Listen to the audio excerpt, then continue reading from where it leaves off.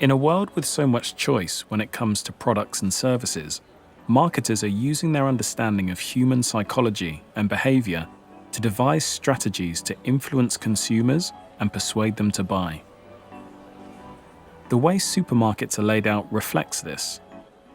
Fruit and vegetables are deliberately positioned at the entrance to create an inviting impression of healthiness and freshness. And marketers know that if customers already have fruit and vegetables in the trolley, they will be more inclined to buy products like sweets and biscuits. We are, though, living in an era obsessed with well-being, and it's easy to be tempted by products that claim to offer health benefits. The choice of words used to describe a product is powerful. Buzzwords such as superfood can be extremely persuasive.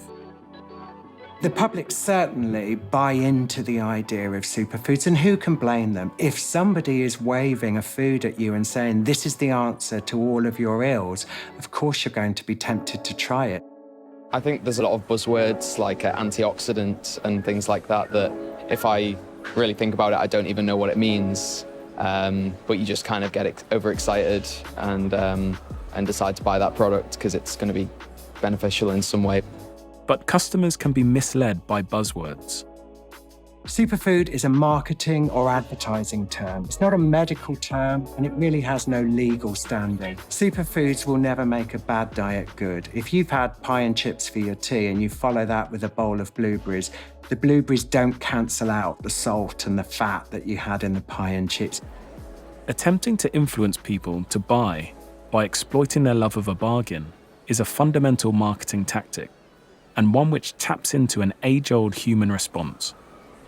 Our brains have been trained to look out for times when we can get that advantage, and we enjoy the advantage itself. Never mind if the advantage actually is illusory or if we really save money.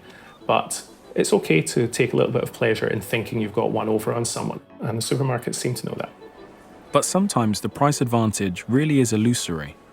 The UK consumer organisation, Which, has pointed out that some multi-buy offers aren't as good as they look. We find that retailers use these to make it look like there's a good deal, but often we've seen that the price actually can go up once the product goes into the multi-buy. So it may be £1 before it goes into multi-buy, and they increase the price to £1.50 and say 2 for £3. That makes the consumer feel like they're getting a good deal, but actually sometimes it's even more of a worse deal. Those in the marketing industry have other tricks up their sleeves. One technique they use is known as the paradox of choice, where more people will make the decision to buy if they are offered fewer choices. Another strategy is the decoy effect. If two similar products are priced at, for example, £1.50 and £2.50, most people will choose the cheaper one. But if another similar product, the decoy, is added, which costs more than the other two, many people will then feel that the £2.50 product is perfectly reasonable and will buy that one. Packaging design too can be crucial in influencing customers' choices. For example, in the battle between supermarkets for market share.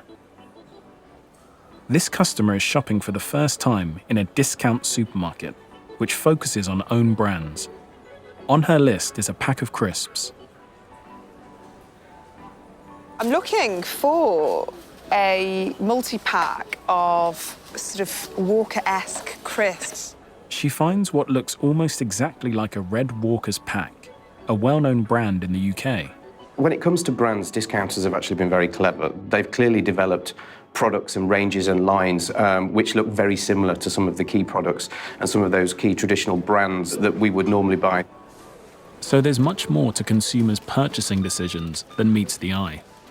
And the marketers, well versed in the psychology of persuasion, are playing a huge but unseen role.